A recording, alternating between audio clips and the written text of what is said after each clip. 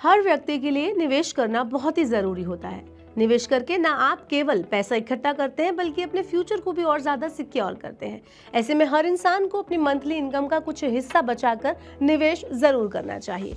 अगर आप कम कमा रहे हैं तो भी आपको हर महीने अपनी इनकम का एक छोटा हिस्सा बचाकर निवेश जरूर करना चाहिए। चलिए इस वीडियो में मैं आपको बताती हूँ कि अगर हर महीने आप 30,000 रुपए कमाने वाले लोगों में से एक हैं तो आप कैसे और कहाँ निवेश कर सकते हैं।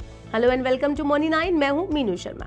तो 30,000 रुपए पर मंथ कमाने वाले कहाँ निवेश कर सकते हैं। अगर हम उसकी बात करें तो अपने पैसों को निवेश करने के लिए एसआईपी का सहारा आप ले सकते हैं। यानी हर महीने आप अपनी इनकम का कुछ हिस्सा एसआईपी के जरिए म्यूचुअल फंड में निवेश कर सकते हैं। इसकी खास बात यह है कि इसमें आप हर महीने 250 रुपए से भी अपना निवेश शुरू कर सकते हैं। ऐसे में कम कमाने वाले लोग भी एसआईपी में निवेश कर सकते हैं। एसआईपी में अगर आप हर महीने नियमित रूप से लंबे टाइम तक के लिए निवेश करते हैं तो आप करोड़ों रुपए का फंड जोड़ सकते हैं। अगर आप हर महीने 30,000 रुपए कमा रहे हैं तो आप हर महीने 4,000 रुपए आसानी से बचा सकते हैं और एसआईपी में निवेश कर सकते हैं। 30 सालों में अब आप कैसे करोड़ों का फंड कमा सकते हैं ये मैं आपको बताती हूँ।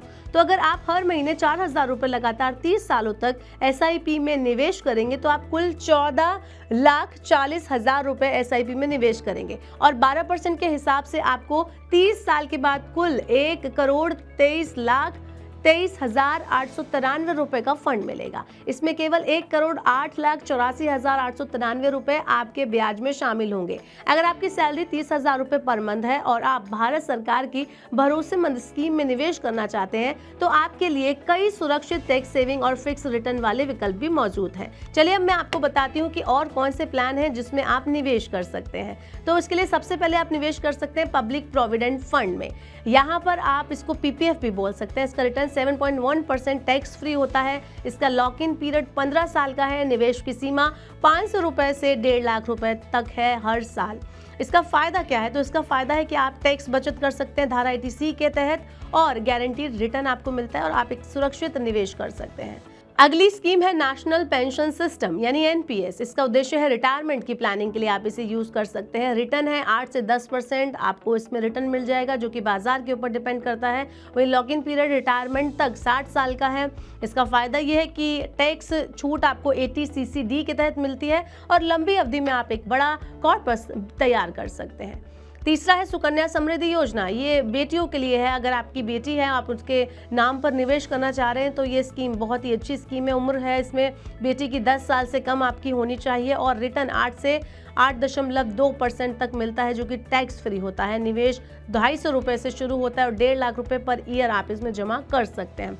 लॉक इन पीरियड की बात करें तो बेटी की उम्र 21 साल की होती है तो 21 साल तक आप इसको निवेश के लिए यूज़ कर सकते हैं। उसके बाद इसकी मैच्योरिटी हो जाती है। अगली स्कीम है पोस्ट ऑफिस रिकरिंग डिपॉजिट यानी कि आरडी। इसकी अवधि होती है 5 साल। रिटर्न आपको मिलेगा 6.7% तक।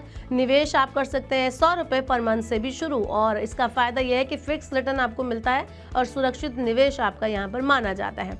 अगली स्कीम है किसान विकास पत्र यानी कि केवीपी। रिटर्न इसमें 7.5% का रहता है। हर 115 महीने में पैसा यहाँ पर डबल करने की बात कही जाती है। लॉक इन पीरियड है 2.5 साल के बाद आप इसको निकाल सकते हैं। फायदा इसका यह है कि सुरक्षित और गारंटीड आपको यहाँ पर एक अच्छा कॉर्पस तैयार करने में मदद मिलती है।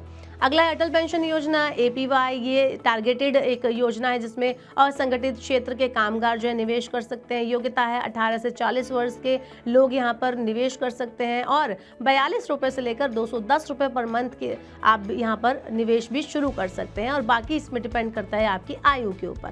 फायदा इसका यह है कि 60 की उम्र से 1,000 रुपए से 5,000 रुपए तक की पेंशन आप हासिल कर सकते हैं।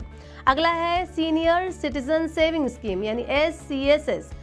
इसका जो रिटर्न है वो 8.2% है। लॉक इन पीरियड 5 साल का है। फायदा इसमें यह है कि टैक्स बचत फिक्स इनकम यहाँ पर आपको मिलेगी।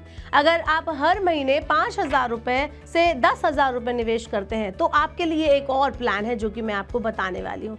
अगर ऐसा है तो आपके पास कुछ स्कीम है जिसमें आप निवेश कर सकते हैं मंथली निवेश और उसका फायदा भी मैं आपको बताऊंगी।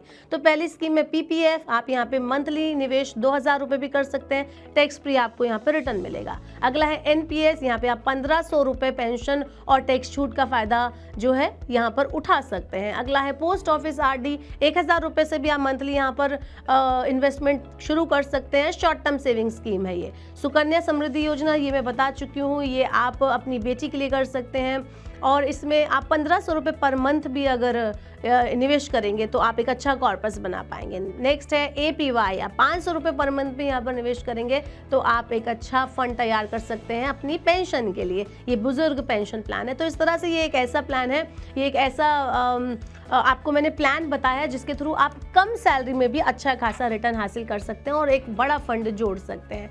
एक चीज़ ध्यान रखने वाली है कि निवेश से पहले जो है आप कुछ बातों को ध्यान रखें। किसी भी योजना में निवेश करने से पहले 3 चीज़ों को आपको यहाँ पे ध्यान रखना है: लक्ष्य, अवधि और आपके रिस्क जो है मैनेजमेंट, यानी कि जोखिम की जो क्षमता होती है वो भी आपको देखनी पड़ेगी। आप अपना गोल पहले फिक्स करें, ड्यूरेशन फिक्स करें, उसके बाद देखें आप कितना रिस्क ले सकते हैं, उसके बाद ही आप किसी स्कीम में इन्वेस्ट करें। नेक्स्ट है आपको टैक्स बचाने के लिए 80C के तहत पीपीएफ, एनपीएस, सुकन्या समृद्धि अच्छे ऑप्शन मिल जाएंगे तो आप इसमें भी निवेश कर सकते हैं। इस तरह से अगर आप भी चाहते हैं कम सैलरी अगर आपके पास है, आप कम सैलरी लेते हैं तो भी आप अच्छा खासा निवेश कर सकते हैं और अपने लिए एक अच्छा फंड तैयार कर सकते हैं। आई होप आपको ये वीडियो पसंद आया होगा और इसमें जितनी भी मैंने निवेश करने के लिए स्कीम्स बताई आपको समझ आई होंगी।